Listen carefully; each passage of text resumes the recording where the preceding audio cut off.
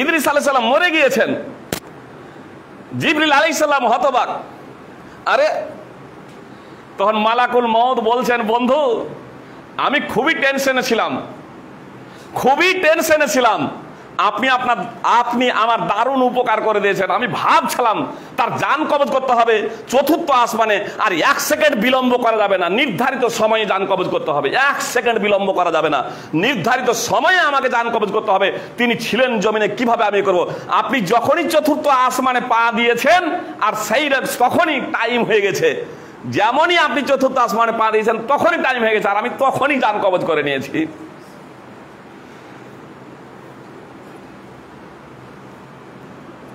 কার কোথায় মৃত্যু হবে এটা আমরা কেউ জানি না, নির্ধারিত সময় হবে। তো আমি আপনাদের যে বিষয়টা বলছিলাম যে আয়ু এবং রিজিক, খাদ্য, এই দুটো লেখাই আছে। কার লেখা আছে? শরীরের এবং জীবনের। পৃথিবীতে যত ফলমূল শস্য আছে এগুলো কিন্তু আত্মা বা রুহের খোরাক নয়, রুহের খাদ্য নয়, জীবনের আয়ু লেখা হয়েছে। এবার তাহলে বলুন, যে আত্মাকে দেখাই যায় না সেই আত্মাকে কেউ যদি মারবো মনে করে মারতে পারে? যে মারতে পারবে? আমার হাতখানা কেউ অন্ধকারে ধরলেন, মনে করেন এখন লাইট জ্বলছে, লাইট চলে গেল, পাশাপাশি সব বসে আছে, তারপর আমার হাতখানা কেউ ধরলেন। এবার অন্ধকারে তো কার হাত কে ধরেছে এটা বোঝা যাচ্ছে না, তখন এবার জিজ্ঞেস করছেন হাতখানা ধরে, এই হাতখানা কার? আমি বলছি আমার, আনোয়ারুল হক ফাইজি, আমি আমার। তো এই যে আমি আমার বলছি, হাতখানা আমার, সাধারণভাবে হাত দুটো আমার, এই ডাস্টটা আমার, কলমটা আমার। তো এই কলম এবং ডাস্ট যে আমার বলছি, তো কলম এবং ডাস্ট এই দুটো কি আমি? কি বলছেন? এই কলম এবং ডাস্ট কি আমি? এটা আপনারা বুঝতে পারছেন স্পষ্ট করে যে কলম এবং ডাস্ট আমি নয়, আমার। আমি আলাদা, ডাস্ট কলম আলাদা। তো আমি যে বলছি যে এ মাথাটা আমার, পা দুখানা আমার, হাত দুখানা আমার, বলছি মাথায় ব্যথা হচ্ছে, পেটে ব্যথা হচ্ছে, হাতে ব্যথা হচ্ছে, পায়ে ব্যথা হচ্ছে। তো যে আমার বলছে, শরীরটা আমার, যে দেহটা আমার, যে আমার বলছে, সে কে? সেই হলো আত্মা, সেই হলো আত্মা। আত্মা আলাদা, শরীর আলাদা, জীবন আলাদা। কোরআনের আয়াত থেকে একটা এই বিষয়টাকে বোঝার প্রচেষ্টা করুন। প্রথমত আপনাদেরকে স্পষ্ট করে দিই যে নাফস দেহর জন্য, নাফস শব্দটি দেহর জন্য ব্যবহার হয়েছে, নাফস শব্দটি আত্মার জন্য ব্যবহার হয়েছে, নাফস শব্দটি জীবনের জন্য ব্যবহৃত হয়েছে, আবার নাফস শব্দটি জীবের জন্য ব্যবহৃত হয়েছে।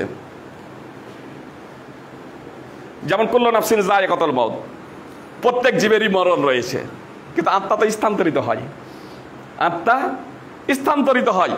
আল্লাহ তাআলা বলছেন, আল্লাহু ইয়াতাওয়াফাল আনফুসা হিনা মাউতিহা ওয়াল্লাতী লাম তামুত ফি মানামিহা। আল্লাহু ইয়াতাওয়াফাল আনফুসা হিনা মাউতিহা ওয়াল্লাতী লাম তামুত ফি মানামিহা ফায়ুমসিকুল্লাতী কাদা আলাইহাল মাউত ওয়া ইরসিলুল উখরা ইলা আজালিম মুসাম্মা ইন্না ফি যালিকা লায়াতিন লিকাউমিন ইয়াতাফাক্কারুন। সূরা জুমার 39 নম্বর সূরার 42 নম্বর আয়াত। আল্লাহ তাআলা আত্মাকে হরণ করেন, আত্মাকে লেন। জীবের ঘুমের সময় এবং জীবের মরণের সময়, ভাষাটা বুঝেন, আল্লাহ তাআলা আত্মাকে নিয়ে নেন, আল্লাহ তাআলা আত্মাকে উঠিয়ে নেন দুটো অবস্থায়।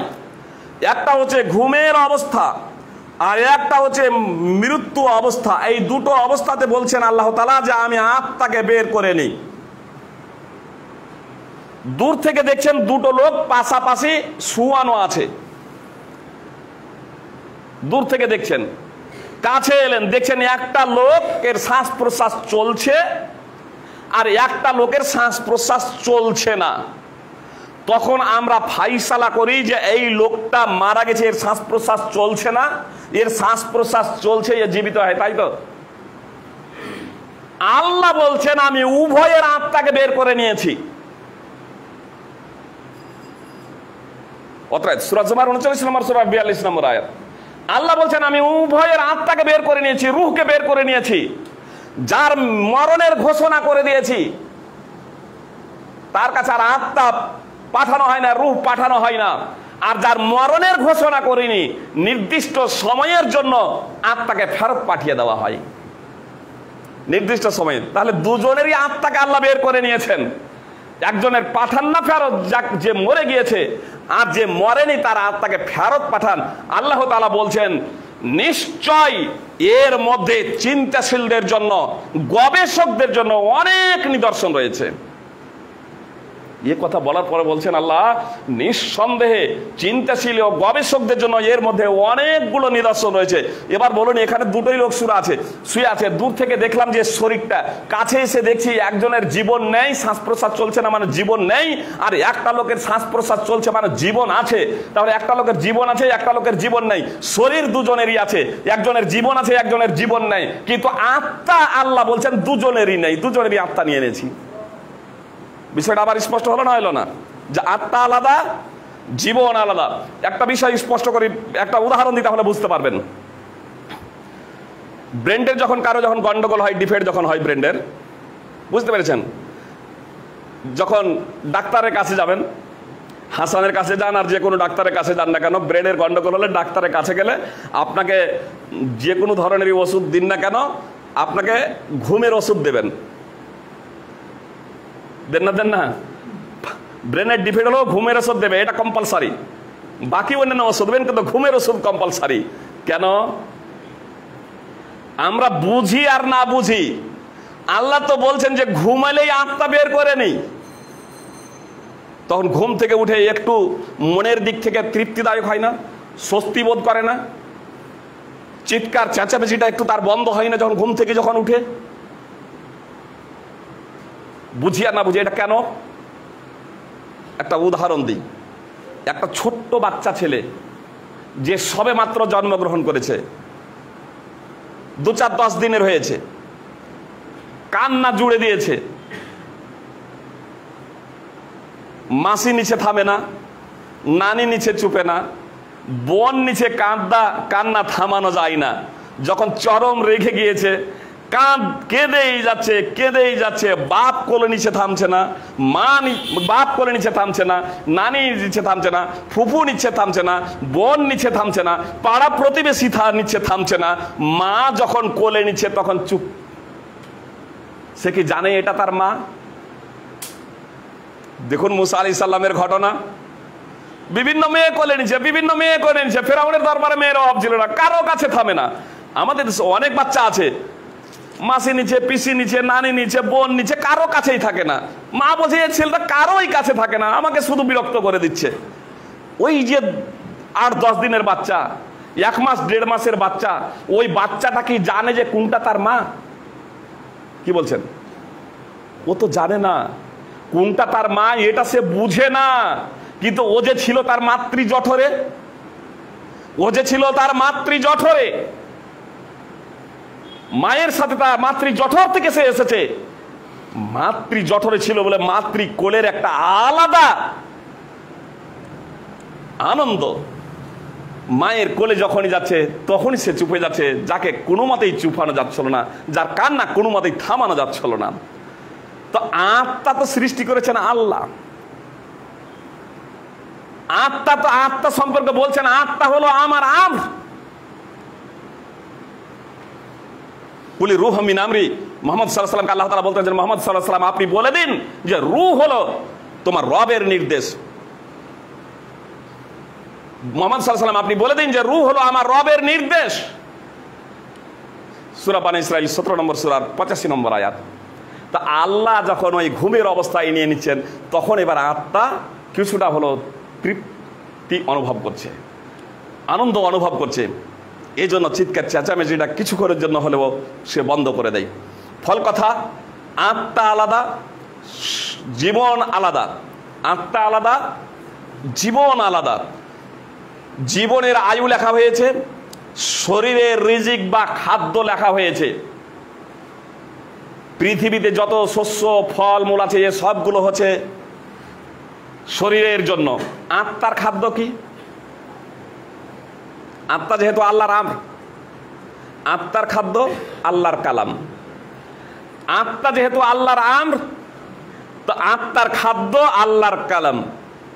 আল্লাহ তাআলা বলছেন, আলা বিজিক্রিল্লাহি তাতমাইন্নুল কুলুব, জেনে রাখো আল্লাহর জিক্রের মাধ্যমে আত্মা প্রশান্তি লাভ করে।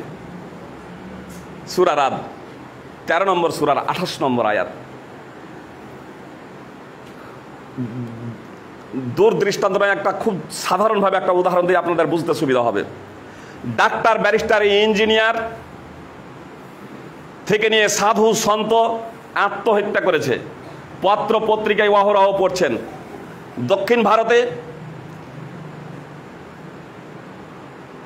ভগবান বলে যাকে আখ্যায়িত করেছিল ভগবান রজনীশ, সেও সমুদ্রে আত্মহত্যা করেছে। একটা বর্ণনা অনুযায়ী শ্রীকৃষ্ণ সম্পর্ক পাওয়া যায় যে সেও আত্মহত্যা করেছে। অনেক পাদ্রী, ধর্মযাজক, পোপ আত্মহত্যা করছে। মাস্টার, ডাক্তার, ইঞ্জিনিয়ার আত্মহত্যা করছে। শিক্ষক, শিক্ষিকা আত্মহত্যা করছে। 5,000, 7,000, 8,000, 10,000 মাইনেতে মসজিদের ইমাম যে চাকরি করছেন, শুনেছেন যে মসজিদের ইমাম আত্মহত্যা করেছে? যে আমার নজরে পত্র পত্রিকা, আমার নজরে আপনার ফেসবুক, ইউটিউব বা টিভির মাধ্যমে, পত্র পত্রিকার মাধ্যমে এখন পর্যন্ত বা বিভিন্ন কোনো জায়গায় আলোচনা করেছে, এখন পর্যন্ত শুনিনি যে অমুক মৌলভী সাহেব আত্মহত্যা করেছে। তার কারণ আমরা মৌলভী সাহেবেরা বুঝি আর না বুঝি আত্মাকে। 5 ওয়াক্তের নামাজে কমপক্ষে আত্মার যেটা খাদ্য সেটা তেলাওয়াত করি, তাই না? যে আত্মার যে খাদ্য, সেই খাদ্যটা আমরা খাই, আত্মাকে বুঝি আর না বুঝি, তো আমাদের মানসিক টেনশন থাকে না। দেখছেন 5,000 টাকা, 5,000, 7,000 টাকা এই দ্রব্যমূল্যের বাজারে 7,000, 8,000, 10,000 টাকাতে একটা মসজিদের ইমাম, তিনি তার সংসার চালাচ্ছেন, তার কোনো টেনশন নেই। কোটি কোটি টাকা ইনকাম করার পরেও সে টেনশনে ভুগছে। কোটি কোটি টাকা কেন? আসলে আত্মাকে বুঝতে পারেনি, 1 নম্বর। 2 নম্বর হচ্ছে আত্মার যে খাদ্য, সেই খাদ্য দিচ্ছে না। আপনার মোটর সাইকেল কিসে চলে? পেট্রোলে। যদি পানি দিয়ে চালাবো মনে করেন, চলবে তো? যদি ডিজেল দিয়ে? আমার এই সম্পর্কে অভিজ্ঞতা নেই। আমি এক মেকানিককে, আমার ওখানেই ভাতিজা এখন মেকানিক, তো পাশে আলমগীর আছে, তো সে সিনিয়র, তাকে একথা জিজ্ঞেস করলাম যে ভাই, যদি মোটর সাইকেল যদি ডিজেল দিয়ে চালানো হয় চলবে? তো বলছে চলবে, কিন্তু পাসগুলো দ্রুত নষ্ট হয়ে যাবে। মোটরসাইকেলে যে পাসগুলো আছে এগুলো দ্রুত নষ্ট হয়ে যাবে। চলবে কিন্তু দ্রুত নষ্ট হয়ে যাবে। এই জন্য পেট্রোলে আপনার ডিজেলও মিশাই দেখবেন এরকম চুরি করে, মানে কেরোসিনও মিশাই। আপনার কেরোসিনের দাম একটু কম, কেরোসিনও মিশাই। আমি বললাম আচ্ছা পানি যদি দেওয়া হয় তাহলে চলবে? বলছে না, চলবে না। তো মানসিক যখন টেনশন যখন হয়, মানসিক সমস্যায় যখন ভুগে, তখন বিভিন্ন ধরনের ওষুধ এরকম আবিষ্কার করছে, কিন্তু পুরোপুরি ফল যদি পেতে হয়, ওই মানে আপনার ওই পেট্রোলকে আপনার ওই ডিজেল দিয়ে আপনার চালানোর মতো অবস্থা, কেরোসিন দিয়ে চালানোর মতো অবস্থা।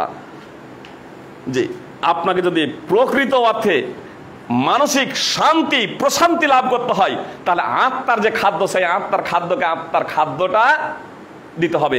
আর আত্মার খাদ্য হলো আল্লাহর বাণী তেলাওয়াত। আল্লাহর বাণী তেলাওয়াত। আলা বিজিক্রিল্লাহি তাতমাইন্নুল কুলুব। এজন্য বেশি বেশি আল্লাহ রাসূল সাল্লাল্লাহু আলাইহি সাল্লাম বলছেন, আফজালু যিকরি লা ইলাহা ইল্লাল্লাহ, শ্রেষ্ঠতম জিকির হলো লা ইলাহা ইল্লাল্লাহ। কোরআন তেলাওয়াত বেশি বেশি করুন, আত্মা প্রশান্তি লাভ করবে ইনশাআল্লাহ। আপনার টেনশন থাকতে পারে না, আপনি টেনশনে ভুগবেন না, আত্মহত্যা করবেন। একটা সাধারণ উদাহরণের মাধ্যমে এটা আপনারা বুঝতে পারছেন যে মৌলভী সাহেবেরা কেন আত্মহত্যা করে না, তাদের মধ্যে কেন আত্মহত্যার ঘটনা ঘটে না। মাস্টার, ডাক্তার, ইঞ্জিনিয়ার, ব্যারিস্টার, নেতা, মন্ত্রী, তারা আত্মহত্যা করছে। তাহলে আত্মার খাদ্য আলাদা, শরীরের খাদ্য আলাদা, এটাও আমাদের কাছে স্পষ্ট হয়ে গেল। এবার আরো একটু বিষয়টাকে আগে বাড়ি। টাইমকে সামনে তার কারণ প্রশ্নোত্তরের জন্য আপনাদের সময় দিতে হবে, এ কথা আমার কাছে আগেই অনুরোধ করা হয়েছে। এই জন্য বিষয়টাকে একটু শর্টে নিয়ে চলে আসছি। জি বলুন। মানুষের পরিচয় যেটা বললেন সেটা হচ্ছে মানুষের আর্কিটেক্ট, মানুষ মানে হিউম্যান যেটা হবে হিউম্যান স্ট্রাকচারের উপরে আপনি বক্তব্য দিলেন, কিন্তু লেখা আছে হিউম্যান মানুষের পরিচয়, ঠিক আছে? কিন্তু আপনি পুরোপুরি বক্তব্যটা দিলেন মানুষের স্ট্রাকচারের উপরে, মানুষটা কিভাবে গঠিত, যেটি লেখলেন সবটির বিরুদ্ধে আমি কথা বলতে চাই। বলবো কি? আপনি কথা বলুন কোরআন এবং সুন্নাহকে সামনে রেখে। এক মিনিট বলি। আমার জানা আছে, আমার যেটা আপনি বলতে যাচ্ছেন মানুষের বৈজ্ঞানিক নাম কি, এটা কে দিয়েছে? মানুষ। এক মিনিট বলি, প্রত্যেকটা পয়েন্ট কিছু পারবে না। আপনাকে শুধু 1 মিনিট বলি, 1 মিনিট বলি, ইয়ে করবেন। 1 মিনিট আপনাকে বলে দিই, বিজ্ঞানীরা আত্মাকে দেখেছে? আমি দেখার প্রশ্ন করি, তো আমি বলি এই লেখার মধ্যে সবই সম্পূর্ণ ভুল রয়েছে, একটাও কিছু ভুল নাই কোরআনে। আপনাকে বলি 1 মিনিট, কোরআন এবং সুন্নাহর দৃষ্টিতে আপনি একটা বলুন যে এটা সঠিক নয়।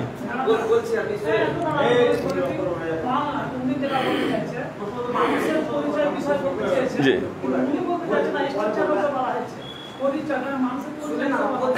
আমি জানি,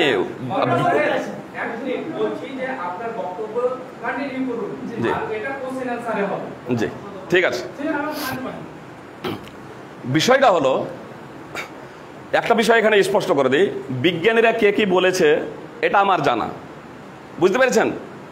এবং মানুষের পরিচয় সম্পর্কে ও ইংরেজি ভাষায় কি বলে, ফ্রান্স ভাষায় কি বলে, ও বিভিন্ন দিকে গেছে, কিন্তু মানুষের পরিচয় যেহেতু আত্মা সম্পর্কেই মানুষ অবগত নয়, আত্মা কি এই জিনিসটাই জানে না। মানে একটা জিনিসের পুরো জিনিস যদি অবগত নয়, যেমন একটা মেশিনটা কি, মেশিনের পরিচয়, তো মেশিনের A to Z সমস্ত বিষয়টা জানতে হবে না?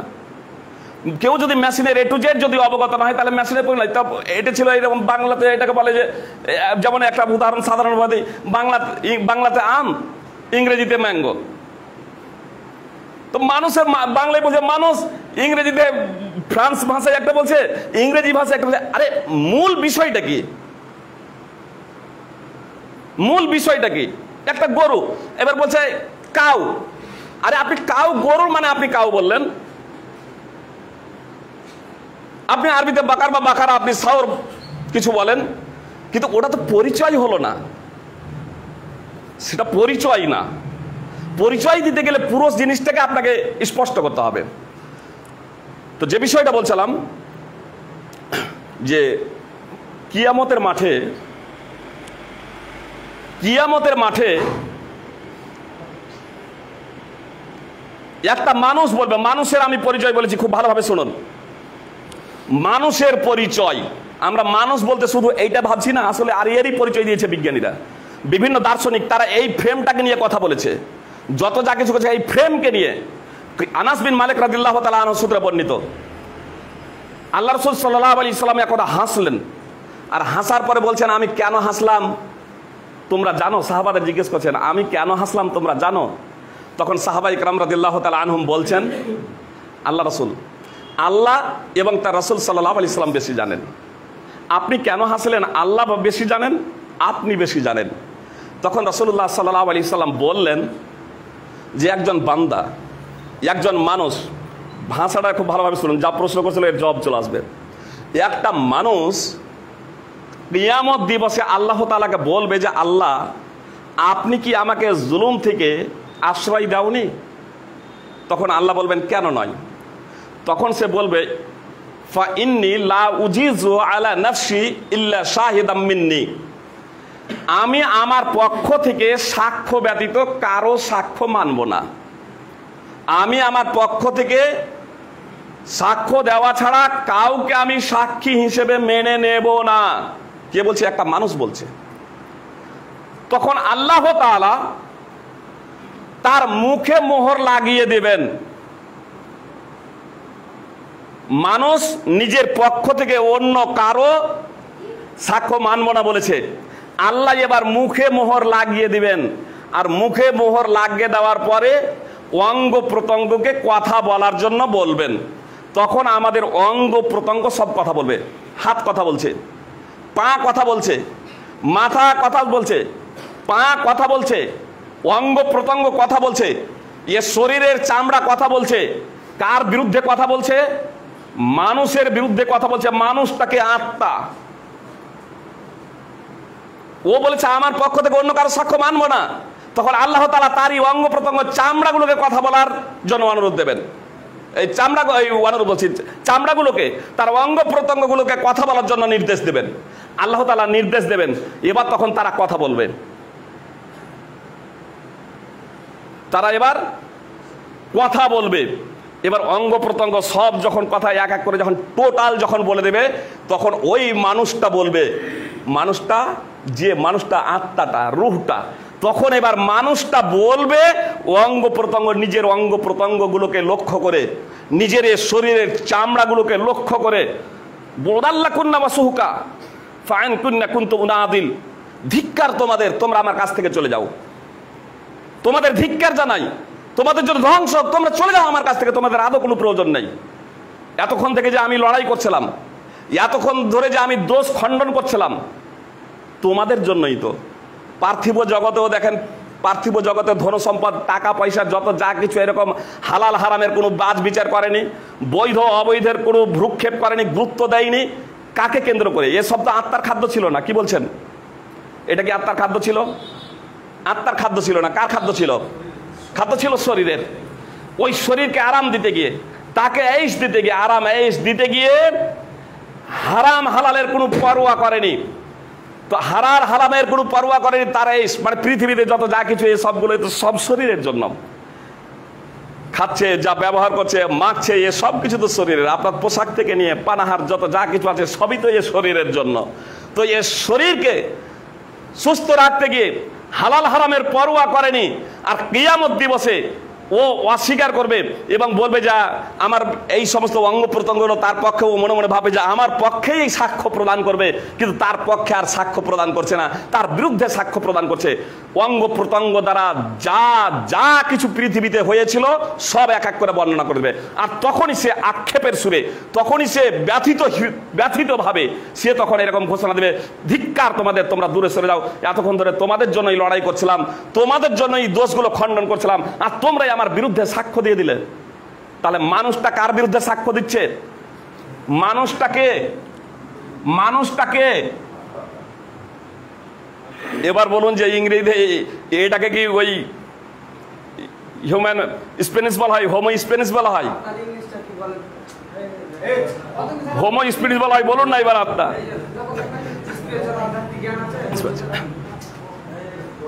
তো একটা যেটা বিষয় যেটা হচ্ছে,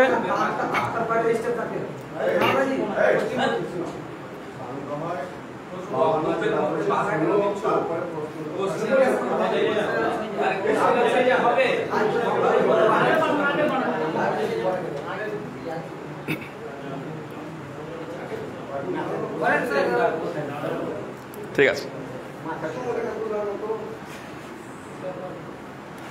ওটা বলার ইয়ে নেই। আমাকে ভাই আগে বলেছেন যে ইয়ে আছে, জানছি। একটা বিষয় যেটা হচ্ছে যে মানুষটাকে, এটা আমাকে দেখতে হবে, বুঝতে পেরেছেন? মানুষটাকে, এই হলো মেন মানুষটা। আল্লাহ রসুল নোমান বিন বশির রাদিয়াল্লাহু তাআলা আনহু সূত্রে বর্ণিত, নোমান বিন বশির রাদিয়াল্লাহু তাআলা আনহু সূত্রে বর্ণিত, তিনি বলেছেন রাসূলুল্লাহ সাল্লাল্লাহু আলাইহি সাল্লাম বলেছেন, দীর্ঘ হাদিস, শুধু আমি নির্যাসটুকু, শেষ অংশটুকু বলছি, জেনে রাখো, আলা ওয়া ইন্না ফিল জাসাদে মুদগাহ, জেনে রাখো নিশ্চয় শরীরে একটা টুকরো আছে, একটা টুকরো আছে, মাংসপিণ্ড আছে, ইদা সালাহাত সালাহাল জাসাদ কুল্লু, তা যদি সঠিক হয়ে যায় তাহলে পুরো শরীরটা সঠিক হয়ে যাবে।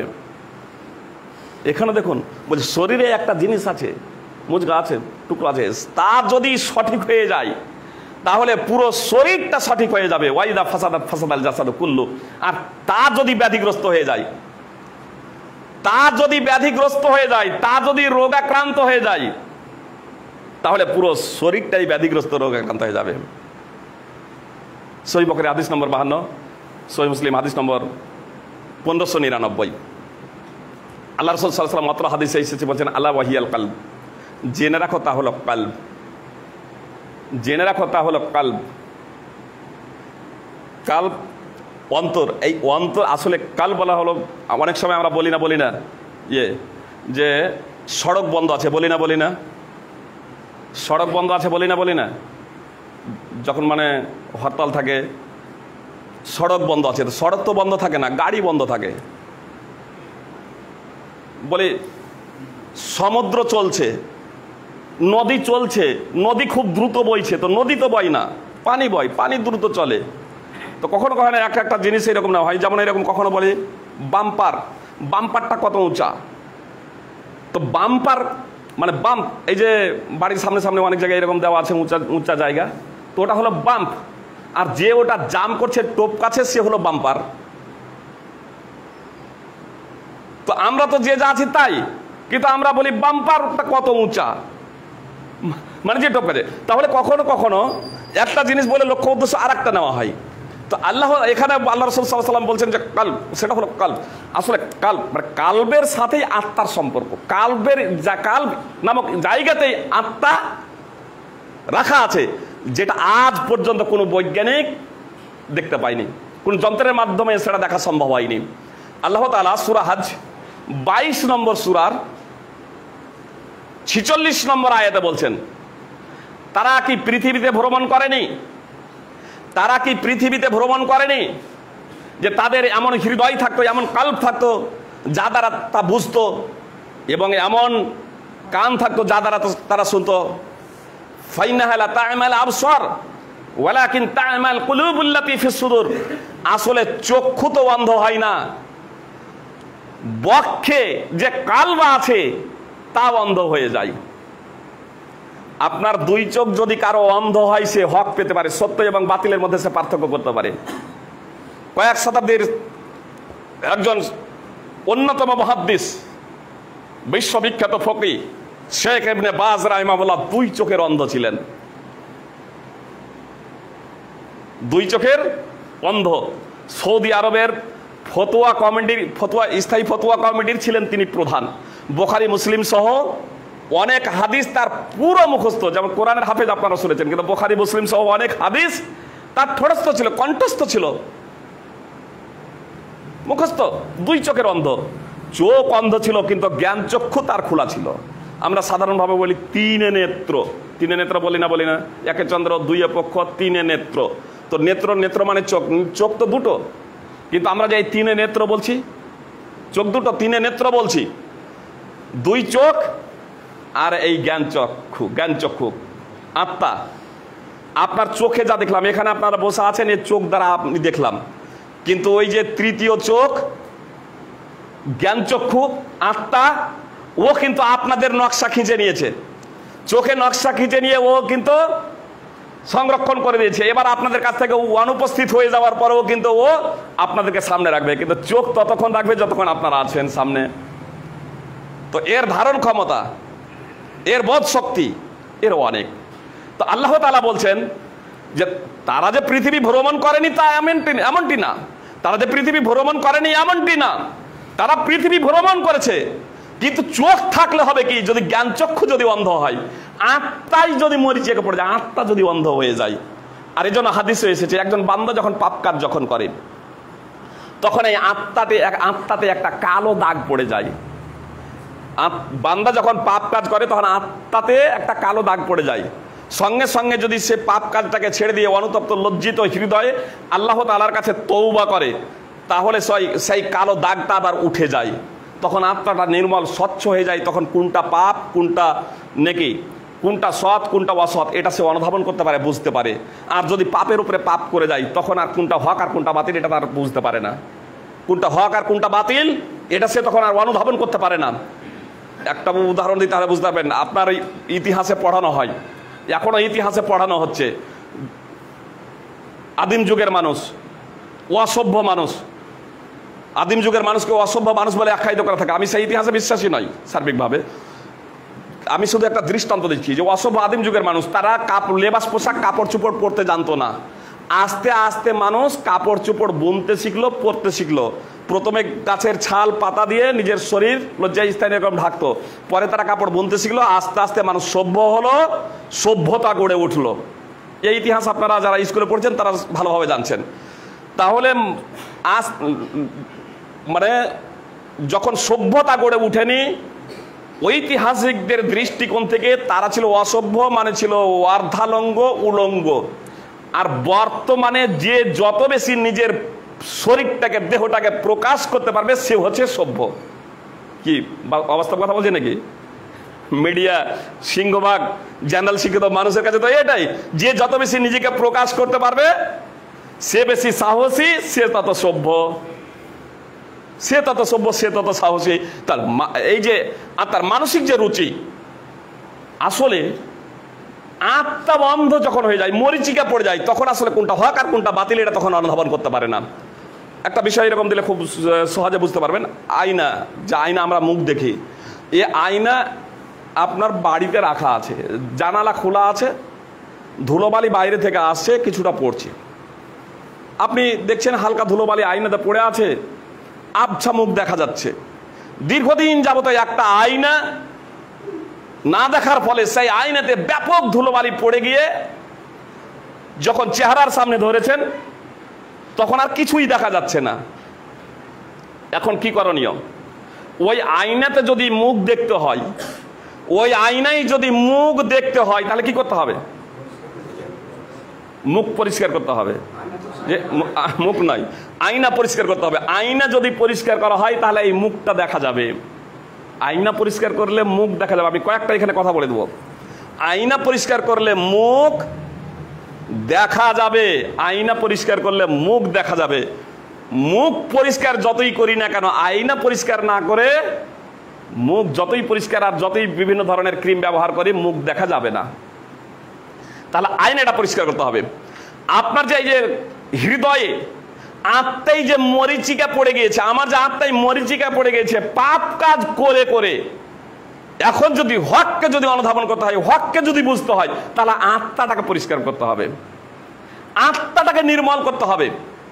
আব্দুল্লাহ বিন মুআবিয়া আল গাজরি রাদিয়াল্লাহু তাআলা আনহু সূত্রে বর্ণিত, রাসূলুল্লাহ সাল্লাল্লাহু আলাইহি ওয়াসাল্লাম একথা বললেন, এমন তিনটি কাজ আছে, তিনটি এমন কাজ আছে যে সেই তিনটি কাজ করেছে সে ঈমানের স্বাদ পেয়ে গিয়েছে।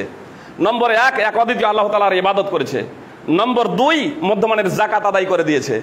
নম্বর 3, আত্মাকে পরিশুদ্ধ করেছে, আত্মার পবিত্রকরণ করেছে। তখন একজন সাহাবী দাঁড়িয়ে গেলেন, ওয়ামা তাজকিয়াতুন নাফস ইয়া রাসূলুল্লাহ, হে আল্লাহর রাসূল, আত্মার পবিত্রকরণ বলতে কি বুঝায়? আত্মার পবিত্রকরণ বলতে কি বুঝায়? তার কারণ যে আত্মাকে দেখাই যায় না, কিভাবে পরিষ্কার করবেন? আমরা পানিতে আর্সেনিক আছে বুঝি ফিল্টার করছি, টিউবওয়েলে পানি আছে অথচ পানি কিনে খাচ্ছি, ফিল্টার বসাচ্ছি বাড়িতে। জামাই ময়লা যদি লেগে যায়, আবর্জনা লেগে যায়, শরীরে আবর্জনা লেগে যায়, তাহলে পরিষ্কার করতে হবে, এটা আমরা বুঝি, তার কারণে এটা আমরা দেখতে পাচ্ছি। কিন্তু আত্মাই যদি মরিচিকা পড়ে, আত্মাকে কিভাবে পরিষ্কার করবে? আত্মাকে কিভাবে পরিশুদ্ধ করবে? সাহাবী বুঝতে পারছেন না, সাহাবী বুঝতে পারছেন না। সাহাবী প্রশ্নই করে বসলেন আল্লাহ রাসূল সাল্লাল্লাহু আলাইহি ওয়াসাল্লামকে যে আত্মার পরিশুদ্ধ বলতে কি বোঝায়, কিভাবে আত্মার পবিত্রকরণ করতে হবে?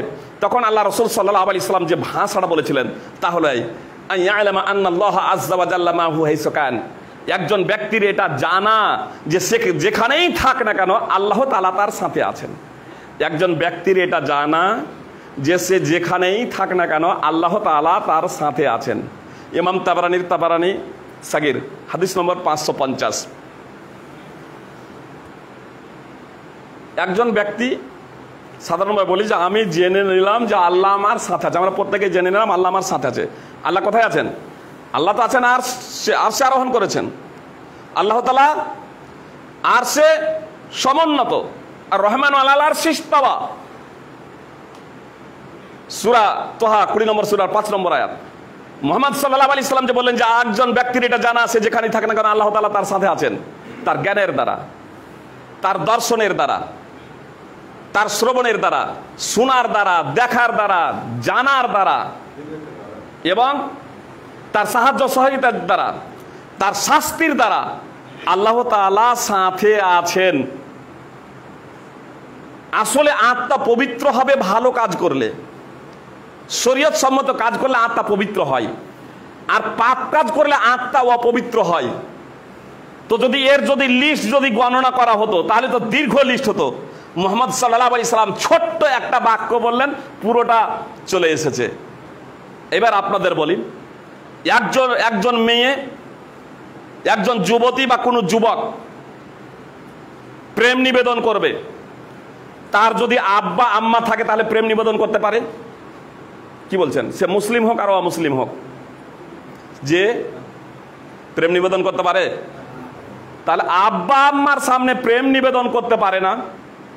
পকেট মারের দিকে আপনি তাকিয়ে আছেন, বুক পকেটে আপনার টাকা ভরা আছে, বাইরে থেকে দেখাও যাচ্ছে পাতলা জামা, কিন্তু আপনি যেহেতু বুক পকেট মারের দিকেই দেখে আছেন সজাগ দৃষ্টিতে, পকেট মার আপনার পকেট মারতে পারে? পুলিশের সামনে চোর চুরি করতে পারে? তাহলে পুলিশের সামনে চোর চুরি করতে পারে না। পকেট মারের দিকে আপনি তাকিয়ে আছেন বলে পকেট মার আপনার পকেট মারতে পারে না। একজন যুবক যুবতী প্রেম নিবেদন করার ইচ্ছা করছে, কিন্তু তার পিতা মাতা দেখছে বলে, প্রেমিক প্রেমিকাকে পেয়েছে, প্রেমিকা প্রেমিককে পেয়েছে, পিতা মাতা উভয়ের উপস্থিত বলে প্রেম নিবেদন করতে পারছে না। যে মহান আল্লাহ তাআলা সদা সর্বদা দেখছেন, যাকে বিন্দু মাত্র তন্দ্রা স্পর্শ করতে পারে না, ঘুম তো দূরের কথা, তন্দ্রাও যাকে স্পর্শ করতে পারে না, কঠোর যিনি, তিনি শাস্তিদাতা, সবকিছু শুনছেন, সবকিছু দেখছেন, সেই মহান আল্লাহ তাআলা, সেই মহান আল্লাহ তাআলা দেখছেন। একজন ব্যক্তির হৃদয়ে যদি এই কথা যদি জেগে যায়, তাহলে সেই ব্যক্তি কি অপরাধ করতে পারে? কি বলছেন? সেই ব্যক্তি কি অপরাধ করতে পারে? সেই ব্যক্তি অপরাধ করতে পারে না। সেই ব্যক্তি চুরি করতে পারে না, ডাকাতি করতে পারে না। যে আপনি রাজমিস্ত্রির কাজ করেন, 2-4-10 জন আছেন, চা পান করতে গিয়ে আধা ঘন্টা ধরে গল্পই জুড়ে দিয়েছেন, তার কারণ মালিক নেই। তো যখনই মালিক এলো, সঙ্গে সঙ্গে তৎপরতার সহিত কাজ করতে শুরু করেছেন। মালিক আছে, আর মালিকের উপস্থিতি যদি চাও যদি পান করছেন, তাহলে যে নেতা আছে, রাজমিস্ত্রির হেড, সে বলছে এই তাড়াতাড়ি করো, কতক্ষণ চা পান করতে লাগে? এইদিকে 2 মিনিটও আর তর সয় না, ভর সহে না, আর ওইদিকে আপনার আধা ঘন্টা ধরে বসে আছে, কোনো সমস্যাই নেই, মানে মালিক নেই। তো আরে মহান আল্লাহ তাআলা তিনি তো দেখছেন। তাহলে তিনি যে নির্দেশ দান করেছেন, সেই নির্দেশ পালনে আমাদের শিথিলতা কি করে থাকতে পারে? আর এজন্যই এই আত্মা সম্পর্কে যখন বুঝেছিলেন সাহাবায়ে কেরাম রাদিয়াল্লাহু তাআলা আনহুম, মানুষ কাকে বলে এটা যখন তারা বুঝেছিলেন, মানুষের পরিচয় সম্পর্কে যখন তারা অবগত হয়েছিলেন, তখন যে কোনো নির্দেশ তাদেরকে দেওয়া হতো, সঙ্গে সঙ্গে সেই নির্দেশটা পালন করতেন। কোনো প্রকারের তাদের মানতে বা বাস্তবায়ন করতে সমস্যা হয়নি। যেমন একটা উদাহরণ আমি শুরুতেই দিয়েছি, যে একটা যদি শরীরে একটা যদি আঙুল যদি কেটে ফেলবো মনে করে আপনার, আর 50,000 টাকা কেউ যদি দিব মনে করে, তবুও আপনি বলবেন যে আমার দরকার নেই, আমি তোমাকে 50,000 টাকা দিই, তোমার আঙুলটা কাটতে দাও। কিন্তু আপনার এমন একটা ব্যাধি হলো, ডাক্তারের কাছে গিয়েছেন, এবার ডাক্তার বলছে আপনার পুরো হাতটা যদি কেটে না ফেলেন দ্রুত, তাহলে আপনি কিন্তু মারা যাবেন, পুরোটাই আপনার পচে যাবে। সঙ্গে সঙ্গে এবার আর 50,000 টাকা নেওয়া নাই, লাখ টাকা দিয়েও আপনি আপনার হাতটাকে কেটে ফেলছেন, তার কারণ আপনি বাস্তব জিনিস একটা দেখছেন। তো সাহাবায়ে কেরাম মানুষ সম্পর্কে বুঝতে পেরেছিলেন, আত্মা নিজকে তারা চিনেছিলেন, নিজ সম্পর্কে যখন অবগত হলেন, তখন তাদের কাছে পৃথিবীর যে কোনো নিয়ম কানুন প্রথা সবগুলো তাদের কাছে অতি নগণ্য এবং তুচ্ছ। আর এজন্যই তারা আল্লাহর জন্য প্রকৃত অর্থেই তারা হয়ে গিয়েছিলেন। ফলে আল্লাহ তাদের জন্য, জি আল্লাহ তাআলা দেখছেন, আল্লাহ তাআলা শুনছেন, আল্লাহ তাআলা শাস্তির মাধ্যমে সাথে আছেন, আল্লাহ তাআলা সাহায্য সহযোগিতার মাধ্যমে সাথে আছেন। দেখুন বদর যুদ্ধে আল্লাহ তাআলা ফেরেশতা পাঠিয়ে দিলেন না? শুধু বদর যুদ্ধেই নয়, আপনার হুনাইনের যুদ্ধে, মক্কা বিজয়ের পরে হুনাইন যুদ্ধ হয়েছিল, সেই যুদ্ধেও আল্লাহ তাআলা আসমান থেকে ফেরেশতা পাঠিয়ে দিয়েছিলেন। আজকেও আসমান থেকে ফেরেশতা পাঠানোর জন্য আল্লাহ তাআলা প্রস্তুত আছেন, প্রয়োজনে আল্লাহ তাআলা ফেরেশতা পাঠান। আল্লাহ তাআলা বলছেন, ইয়া আইয়ুহাল্লাযীনা আমানু ইন তানসুরুল্লাহা ইয়ানসুরকুম, হে ঈমানদারগণ তোমরা আল্লাহর দ্বীনকে বাস্তবায়িত করো, আল্লাহ তোমাদের সাহায্য সহযোগিতা করবেন।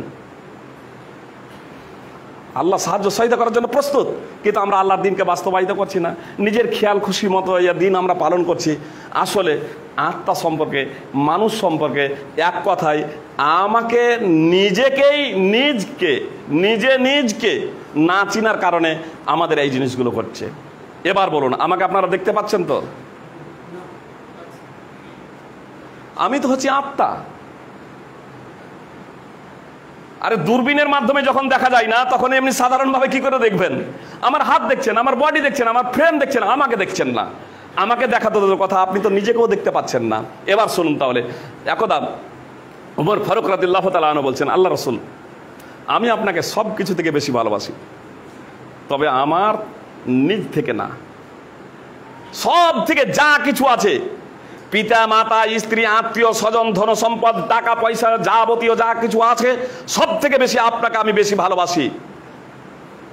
আল্লাহ রাসূল সাল্লাল্লাহু আলাইহি ওয়াসাল্লাম সে সময় ওমর ফারুক রাদিয়াল্লাহু তাআলা আনহুর হাত ধরে হাঁটছেন, আর সেই সময় তখন তিনি বলছেন, আরো সাহাবায়ে কেরাম আছেন, বলছে আমাকে ছাড়া আপনার কে সব থেকে বেশি ভালোবাসি, যা কিছু আছে ধন সম্পদ টাকা পয়সা ব্যবসা বাণিজ্য সন্তান সন্ততি স্ত্রী সব কিছু থেকে আপনাকে বেশি ভালোবাসি, তবে আমার থেকে না।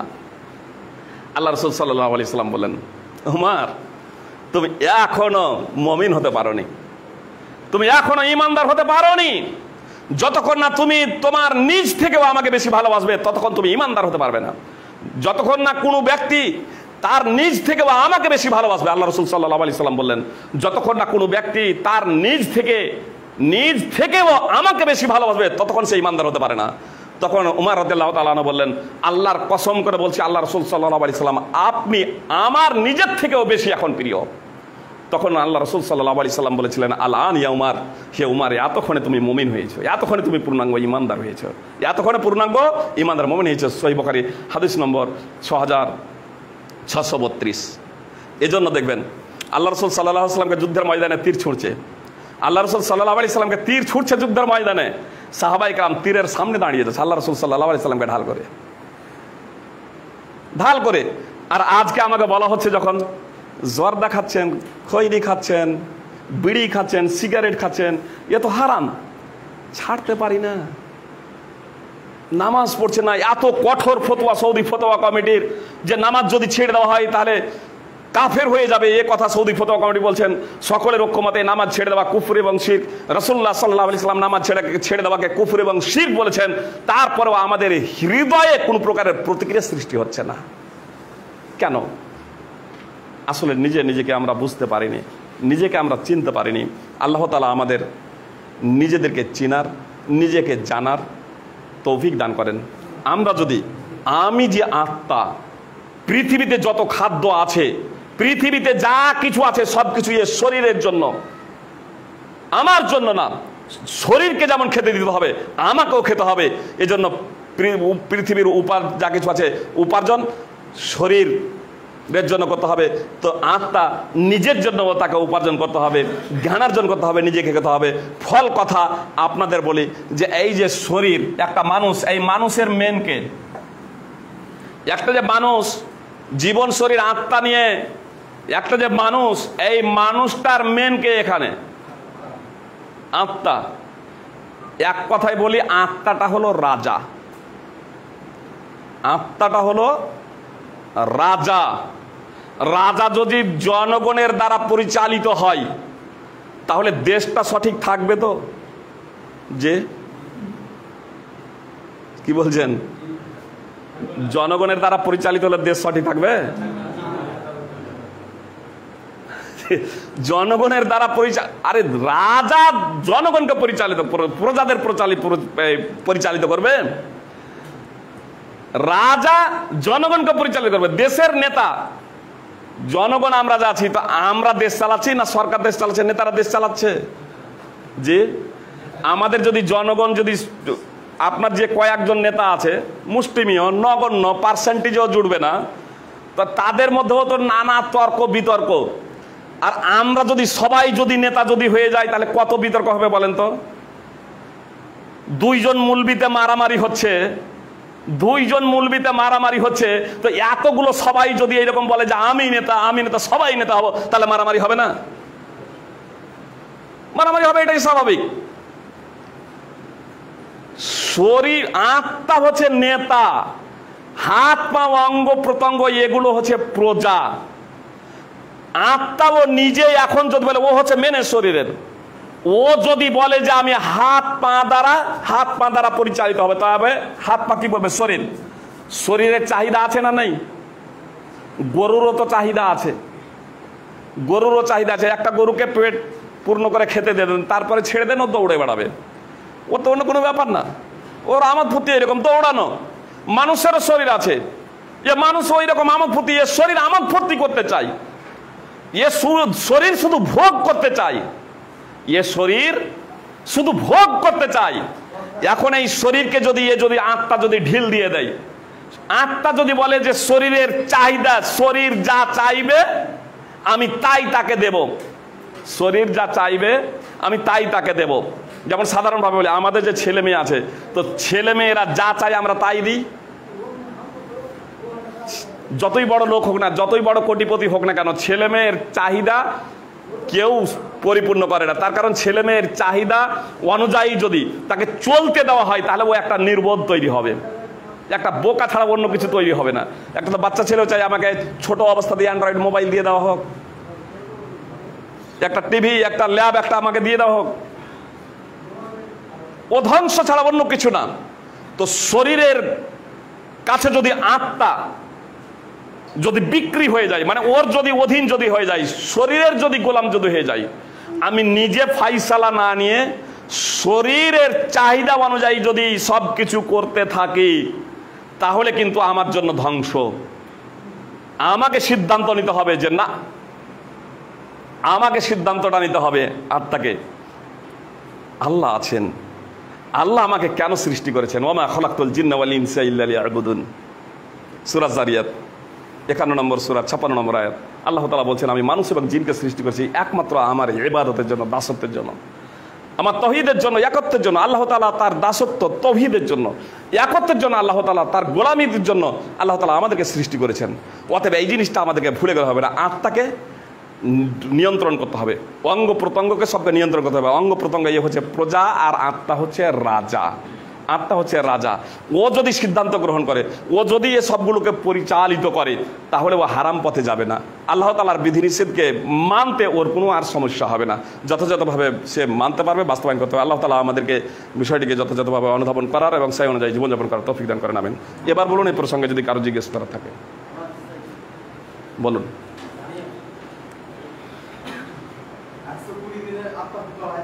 জি, এর শরীরে, জি, এই জীবের জন্য, জি 120 দিন আগে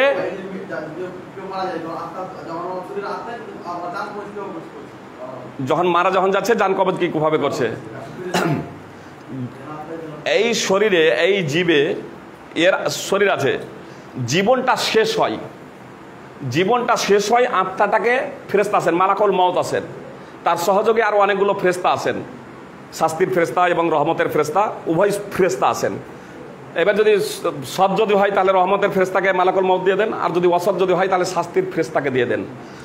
এই শরীরের যতদিন জীবন আছে ততদিন এর শরীরে আত্মা থাকবে, ঘুমন্ত অবস্থা ছাড়া। বুঝে এলো না? এলো না? ঘুমন্ত অবস্থায় আল্লাহ তাআলা দেন, কিন্তু ফেরত পাঠান।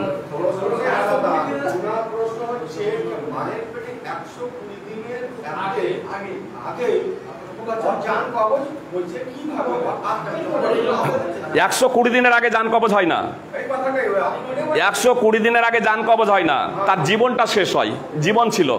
এবারে আরো একটা বিষয় যখন বললেন, আরো একটা মশলা বলে দিই এখানে। 120 দিন আগে যদি একটা শিশু ভূমিষ্ঠ হয়ে যায় আর নড়াচড়াও করে, তার কারণ মাতৃ জঠরে যে বড় হচ্ছে 1, 2, 3, 4, 5 করে নুতফা, তারপরে আলাকা, তারপরে মুদগা, একটা পূর্ণ মানুষের ঢাঁচা ফ্রেম তৈরি হয়ে যাচ্ছে, তার জীবন আছে না নেই? যদি জীবন না থাকে তাহলে তো বাড়বে না। যেমন একটা বৃক্ষ, গাছ, গাছের জীবন আছে না নেই? গাছের জীবন আছে, কিন্তু গাছের আত্মা নেই। একজন ব্যক্তি আব্দুল্লাহ ইবনে আব্বাস রাদিয়াল্লাহু তাআলা আনহুর কাছে এসে বলছে যে আমি চিত্র অঙ্কন করি। তখন আব্দুল্লাহ ইবনে আব্বাস রাদিয়াল্লাহু তাআলা আনহু বলছেন, আমি রাসূলুল্লাহ সাল্লাল্লাহু আলাইহি সাল্লামকে বলতে শুনেছি যে প্রত্যেক চিত্রকরকে কিয়ামতের দিন বলা হবে যে ওই চিত্রের মধ্যে আত্মা ফুঁকো, আর সে কখনোই আত্মা ফুঁকতে পারবে না, তাকে কঠিন শাস্তি দেওয়া হবে, ফলে কঠিন শাস্তি দেওয়া হবে, সে আত্মা আর ফুঁকতে পারবে না। তখন সেই ব্যক্তি বলছে, কিন্তু আমি তো এটাই করি।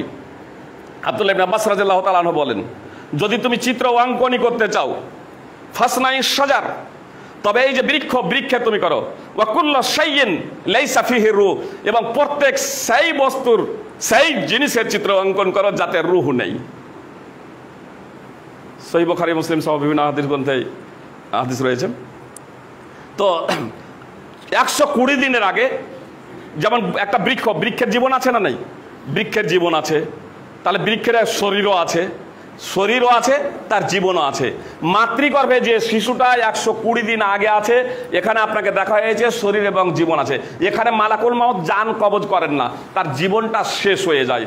এজন্য মশলা হলো এখানে যে 120 দিনের আগে যদি কোনো শিশু যদি ভূমিষ্ঠ হয়ে যায় তাহলে তার জানাজা পড়া হবে না। কিন্তু যদি 120 দিন পরে ভূমিষ্ঠ হয়, মৃত ভূমিষ্ঠ হয়, ওয়াসিক্ত ইউসাল্লাহ আলাইহি, তাহলে তার জানাজা পড়তে হবে। সুনানে আবি দাউদ। আমাদের দেশে অনেক জায়গায় প্রচলিত আছে যে যদি চিৎকার চেঁচামেচি যদি না করে, কান্না না করে, নড়াচড়া না করে, তাহলে তার জানাজা পড়তে হবে না। এই হাদিস সহিহ নয়, এটা জয়ীফ। ওয়াসিক্ত ইউসাল্লাহ আলাইহি, যদি সন্তান ঝরে যায়, গর্ভপাত হয়ে যায় সন্তানের, তাহলে তার জানাজা পড়তে হবে। এটা হচ্ছে সহিহ হাদিস। আল্লামা নাসিরউদ্দিন আলবানী রাহিমাহুল্লাহ আহকামুল জানায়েজ এ প্রসঙ্গে বিস্তারিত লিখেছেন। বলুন।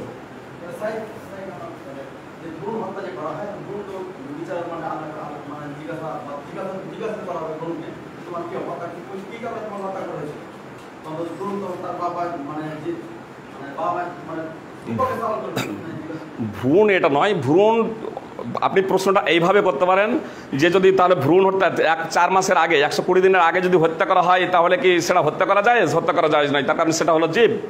একটা তো পিঁপড়াও হত্যা করা যায় নয়, আর ওয়াইদা সুইলাত যেটা আছে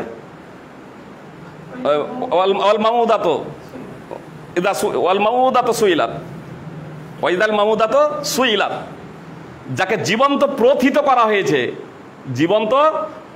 করা হয়েছে, সেই প্রসঙ্গে জিজ্ঞাসাবাদ করা হবে। আল্লাহ তাআলা বলেন ওয়াইদাল মাউদাতু সুইলাত বিআইয়ি যামবিন কুতিলাত, কোন পাপের কারণে তোমাকে হত্যা করা হয়েছে? তো ওই ভ্রূণকে জীবন্ত দাফন করা হয় না সন্তানকে? মক্কার মুশরিকরা আসলে ছেলেকেও না, মানে মেয়ে যখন জন্মগ্রহণ করত তখন তাকে জীবন্ত প্রথিত করত। সেই প্রসঙ্গে বলা হচ্ছে ওয়াইদাল মাউদাতু সুইলাত বিআইয়ি যামবিন কুতিলাত। বলেন। ওয়ালাইকুম আসসালাম রাহমাতুল্লাহ।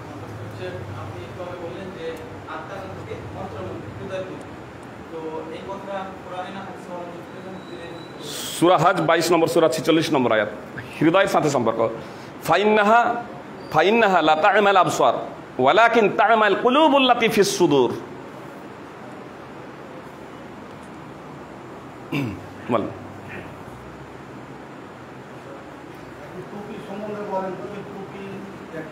এই বিষয়টা প্রথমত বুঝলেন।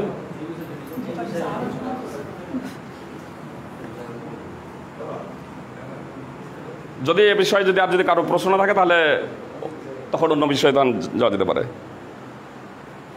এই বিষয়টা যদি বুঝতে কারো আরো সমস্যা থেকে থাকে তাহলে আপনারা প্রশ্ন করতে পারেন। যে জি আমি ছেলে দিব না বা মেয়ে দিব না, কোনো সন্তান দিব না, যে এর মধ্যে কোনো ওষুধ দ্বারা যে অনেকে খুলে আসছে যে ছেলেরা যে কথাটার জবাব ওই ভাইয়ের প্রশ্নে সেতে দেখি যে এখন তো ও জীব, আর একটা তো পিঁপড়া হত্যা করা হারাম, তো জীব হত্যা করা মহাপাপের হিসেবে পড়বে, পাপী হবে।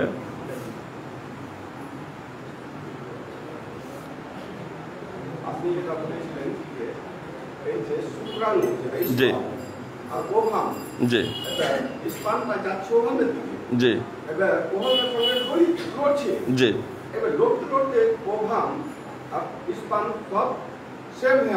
জি জি জি জি যে আল্লাহ তাআলা কোরআনে বলছেন, কোরআনের ডিটেলস করেন, আল্লাহ তাআলা কোরআনে বলছেন যে আমি যাকে ইচ্ছা তাকে পুরুষ সন্তান দান করি, যাকে ইচ্ছা তাকে কন্যা দান করি, যাকে ইচ্ছা তাকে আমি বন্ধা বানাই। কোরআনের ভাষা হলো এতটুকু, যাকে ইচ্ছা তাকে আমি বন্ধা বানাই, যাকে ইচ্ছা আমি কন্যা সন্তান দান করি, যাকে ইচ্ছা তাকে আমি পুরুষ সন্তান দান করি। হিজড়া হয়, এটা হাদিস দ্বারা পরিণত হাদিস আছে হিজড়া, প্র্যাকটিক্যাল ফিল্ডেও আমরা দেখছি যে হিজড়া, বুঝতে পেরেছেন? তাহলে হিজড়াটা হবে কবে? বিজ্ঞান হিজড়াটা কবে হবে? মানে শুক্রাণু এবং ডিম্বাণুর সংঘর্ষ, লড়াই হচ্ছে। বিজ্ঞান জানাচ্ছে যদি শুক্রাণু যদি জয়ী হয় তাহলে হবে ছেলে, ডিম্বাণু জয়ী হলে হবে মেয়ে। কি বলছে বিজ্ঞান? বিজ্ঞান বলছে ছেলের ক্রোমোজোমটা যেটা XY আর মেয়ের XX, আবার যদি XY এর সঙ্গে যদি মিলিত হয়, পুরুষের যদি হয়, মেয়ে ছেলের X ক্রোমোজোমের সঙ্গে যদি মিলিত হয়ে যদি ওটা জাইগোট ফর্ম করে, তখন ওটা হবে ছেলে। আর ছেলের যদি X আর মেয়ের ছেলে যদি X এর সঙ্গে যদি মিলিত হয় জাইগোট ফর্ম করে, সেটা হবে মেয়ে। বিজ্ঞান বলছে আপনাকে সেটাই বলে। এবার একটা ছেলে একটা মেয়ের সঙ্গে মিলন হলো, জি, এবার অসংখ্য খালি শুক্রাণু ঘটছে, জি, একটি ওভাম আছে সেই ফ্যালোপিয়ান টিউবে, পরিপক্ক ওভাম। এইবার ওই পরিপক্ক ওভামের সঙ্গে ইউটেরাসে যে ফ্যালোপিয়ান টিউবে জাইগোট ফর্ম করছে, মানে ঢুকেছে ওভামের মধ্যে, যে একটা শক্তিশালী জোড়া, সেটা যদি ঢুকে, যদি এক্স যদি ঢুকে মেয়ে হবে, ওয়াই যদি ঢুকে ছেলে হবে। এটা বিজ্ঞান বলছে। হ্যাঁ, কথা যেটা দেখেন, ফ্যালোপিয়ান টিউব দুটো আল্লাহ তাআলা বানাইছে। এইবার ফ্যালোপিয়ান টিউবে কোনো কারণবশত যদি আগের অধিক যদি ওভাম এসে ম্যাচিওর ওভাম যদি থাকে, একের অধিক সংখ্যা। আপনাকে এবার বিষয়টা বলি, একের অধিক যখন ডবল যখন যাবে, তৃতীয় যখন, আপনাকে দুটো বলি, এক্স যদি ওয়াই এ যায় ছেলে, ওয়াই যদি এক্সে যায় ছেলে। আপনাকে এবার সাধারণভাবে বলি, মেয়ে, ওয়াই যদি এক্সে যায় মেয়ে, এক্স যদি এক্সে যায় মেয়ে, এক্স যদি এক্সে যায় মেয়ে, আর ওয়াই এক্স যদি হয়, এক্স যদি ওয়াই যদি হয় ছেলে। আপনাকে সেই বিষয়টা বলছি। বইয়ের বিজ্ঞান সাধারণভাবে একটা কথা বলো, এটা কি খামখেয়ালি? উভয়ের যে লড়াই হচ্ছে, এটা বিজ্ঞান বলছে না?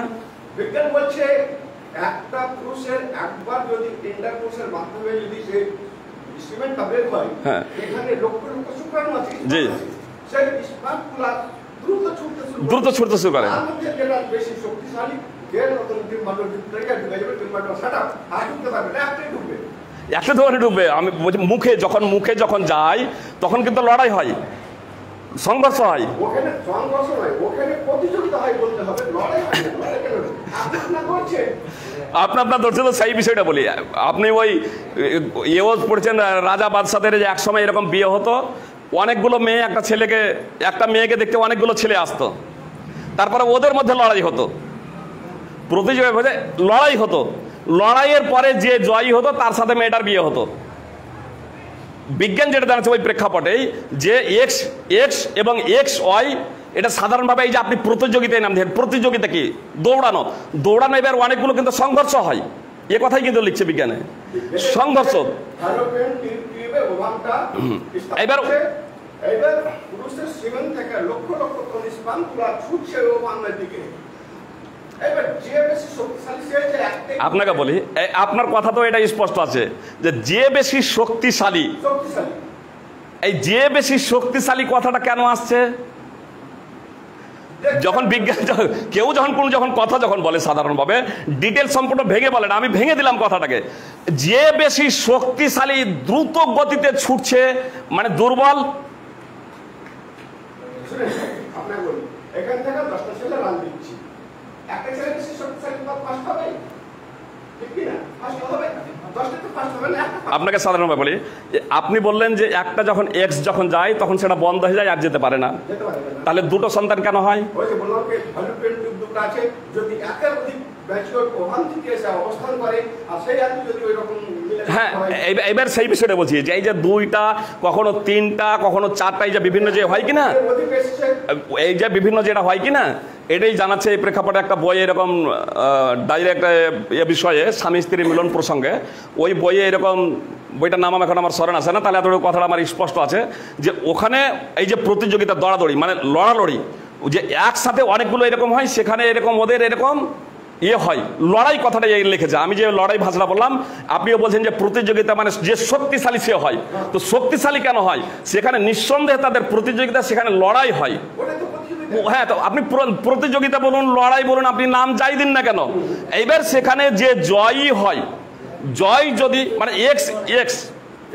এক্স যদি হয়ে যায়, তাহলে আপনার হয়ে যাচ্ছে মেয়ে, আর যদি এক্স যদি ওয়াই যদি হয়ে যাচ্ছে তাহলে হয়ে যাচ্ছে ছেলে। এখানে ছেলেরও আমি সেই বিষয়টা বললাম, মেয়ের শুধু আছে এক্স এক্স আর ছেলের আছে এক্স ওয়াই।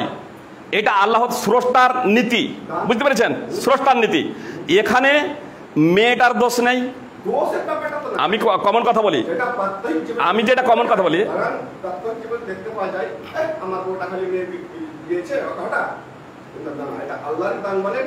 আল্লাহর দান আর নিজের কর্ম। আল্লাহর, আপনাকে বলি,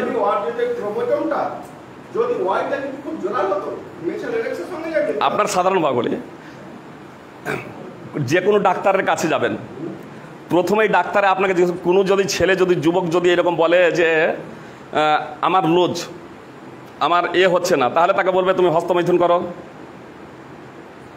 তোমার ওর রোগগুলো কি কি কারণে, তোমার যে দুর্বল হলে এই দুর্বলতাটা কি কি কারণে এসেছে, কেন হয়েছে, কিভাবে হয়েছে, ডাক্তার এই তথ্য নেবে না নেবে না? হ্যাঁ, দুটোই তো দেখবে। আর ওই সিমটমটা নেওয়ার জন্যই তো আমি বলছি।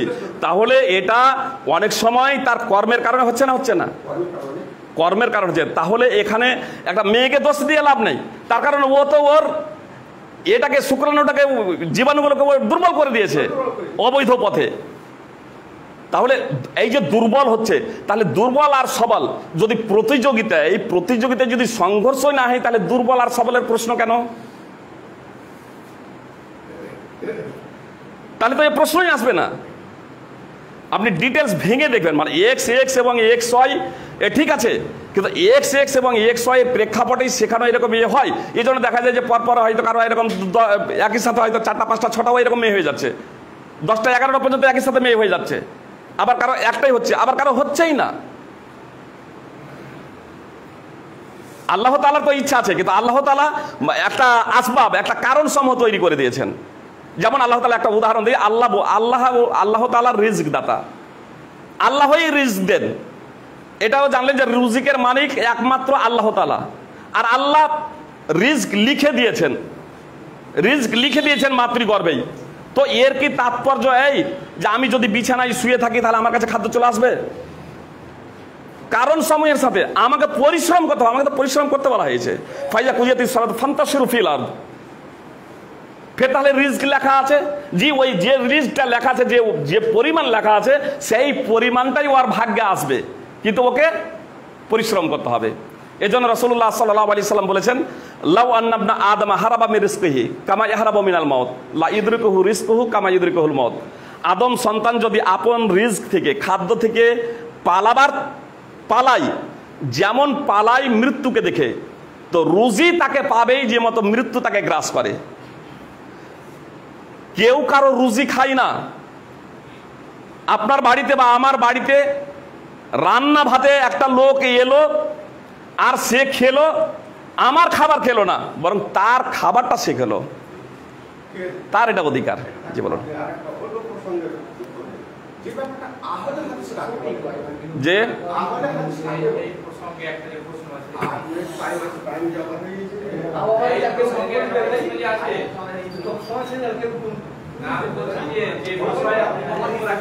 শুনেন, আহলে হাদিস তাকে বলে যে কোরআন এবং সুন্নাহর অনুসরণ করে।